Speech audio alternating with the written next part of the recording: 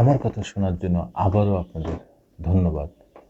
হঠাৎ চিত্রনায়িকা মিমকে ডিবি হারুন তার কল, কি কারণে কল, কি জন্য কল করেছেন, এটা তো আসলে একটা ব্যাপার যে চলচ্চিত্রের নায়িকা মিমকে কেন ডিবি হারুন কল দেবেন। একটা সিনেমার কারণে এই মিমকে তিনি কল দিয়েছিলেন। সেই সিনেমাটার নাম হচ্ছে আমি ইয়াসমিন বলছি। তখনকার দিনাজপুরে একটা আলোচিত ঘটনা, সেই আলোচিত ঘটনাকে কেন্দ্র করে একটি সিনেমা তৈরি হয়েছে, সেই সিনেমা তৈরি হবে, সেই সিনেমার কারণে মিমকে কল দিয়েছিলেন এবং সেই সিনেমার ডাইরেক্টর তাকে ডিবি অফিসে ডেকে নিয়ে যাওয়া হয়েছিল। তখনকার সময় যে জায়েদ খান নায়ক ছিল, নায়ক জায়েদ খান, ভাইরাল নায়ক জায়েদ খান, ডিগবাজি জায়েদ খান, সেই জায়েদ খানের মধ্যস্থতায় সেই আমি ইয়াসমিন বলছি সেই সিনেমার ডাইরেক্টরকে ডিবি অফিসে ডেকে নিয়ে যে নিষেধ করা হয়েছিল। তারপরে মিমকে নায়িকা হিসাবে যেন ওই সিনেমা না করে সেটাও বারণ করা হয়েছিল। এই বিষয়ে আইটিভি নিউজে কি বলে একটু শুনি। 1995 সালের 23শে আগস্ট রাতের কথা। ঢাকা থেকে রাতে ঠাকুরগাঁওগামী বাসে দিনাজপুরের উদ্দেশ্যে রওনা দেন ইয়াসমিন নামে এক কিশোরী।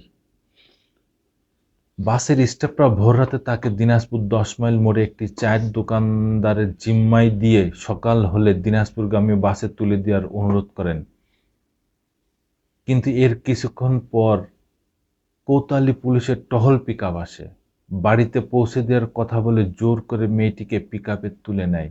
পরে কিশোরীকে ধর্ষণ শেষে হত্যা করে লাশ ফেলে দেয় মহাসড়কে। এটা পুলিশের কাজ। এই ঘটনা কেন্দ্র করে সৃষ্ট দিনাজপুরবাসীর প্রতিবাদ আন্দোলনে 24 থেকে 27 আগস্ট দিনাজপুর ছিল উত্তাল। পুলিশের গুলিতে প্রাণ হারান 7 আন্দোলনকারী, আহত হন 2 শতাধিক। দিনাজপুর সহ সারা দেশে আন্দোলন ছড়িয়ে পড়ে। সেই ইয়াসমিনের চরিত্রে অভিনয় করবেন মিম। ছবির নাম রাখা হয়েছে আমি ইয়াসমিন বলছি। গত বছর এসেছিল খবরটি, শিগগিরই শুটিং করার কথা জানিয়েছিলেন পরিচালক, কিন্তু তার হয়ে ওঠেনি। এবার জানা গেল ছবিটির কাজ আটকে দিয়েছিলেন ঢাকা মহানগর গোয়েন্দা পুলিশের সাবেক প্রধান মোহাম্মদ হারুনুর রশিদ ওরফে ডিবি হারুন।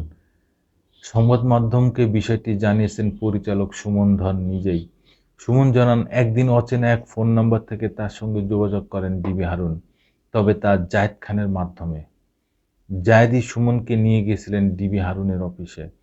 সুমনের কথায় কণ্ঠ শুনে বুঝলাম জায়েদ খান।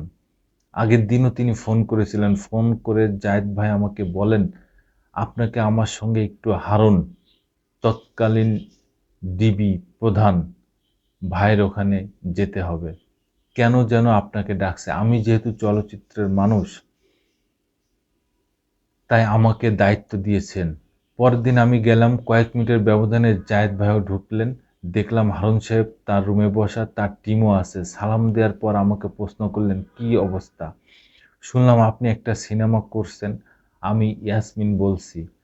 বললাম, হ্যাঁ করছি। তিনি বললেন, এটা নিয়ে অনেক কথাবার্তা আছে, এই ছবি আসলে করা যাবে না। আমাদের এখানে বড় বড় আরো শক্তিশালী গল্প আছে, ওগুলো আপনাকে দেই, সেখান থেকে করেন। সুমন বললেন সুমন বলেন, আমি বললাম, এই ছবির পেছনে আমি অনেক পরিশ্রম করেছি, সেই 2017 সাল থেকে লেগে আছি। যেহেতু গল্পটা সত্যি, সিনেমার মধ্যে যেন সবটুকু সঠিকভাবে উঠে আসে তার জন্য অনেক গবেষণা করতে হয়েছে, নিজের টাকাও বিনিয়োগ হয়েছে, প্রযোজকও আছে। সবচেয়ে বড় কথা, ছবিটা বানাবো বলে ওই সময় নাটক বানানো কমিয়ে দিই। টুকটাক যে বিজ্ঞাপন চিত্র বানাতাম তাও বন্ধ করে দিই। ছবিটা না হলে অর্থনৈতিকভাবে আমি ক্ষতিগ্রস্ত হব। নাছোড়বান্দা হারুন ভাই এটুকু বলেন, এই ছবি করা যাবে না। তিনি যে আমার সঙ্গে খুব রাগী গলায় কথা বলেছেন তাও নয়। এরপর তার সহকর্মীরা ডেকে বলেন, আমাদের কাছে ভালো ভালো গল্প আছে, সেগুলো সুমনের সঙ্গে শেয়ার করেন। সুমন যেটা পছন্দ করবে সেটা করবেন। আর সুমনের যদি স্পন্সরের প্রয়োজন হয় আমরা জোগাড় করে দেব। শুধু সুমনকে না, মিমকেও ছবিটি থেকে বিরত থাকতে বলেছিলেন হারুন। মিমের কথায় হোয়াটসঅ্যাপে কল দেখে একটু ঘাবড়ে যায়। তিনি ডিবি হারুন কেন আমাকে ফোন করবেন? ভাবতেও পারিনি যে আমার কাছে এমন একটি ফোন কল সেদিন আসবে আর বলা হবে যে ছবিটিতে অভিনয় করতে পারবেন না। যখন তিনি বলেন তোমার পরিচালক আমার সামনে বসা, তখন বুঝতে বাকি থাকেনি যে ছবিটি বোধহয় আর হবে না। পরিচালক বের হওয়ার পর ফোন করে তা নিশ্চিত হই, সব মিলিয়ে মনটা খারাপ হয়ে যায়। শিল্পীর জীবনে চ্যালেঞ্জিং চরিত্রে অভিনয়ের সুযোগ সবসময় আসে না।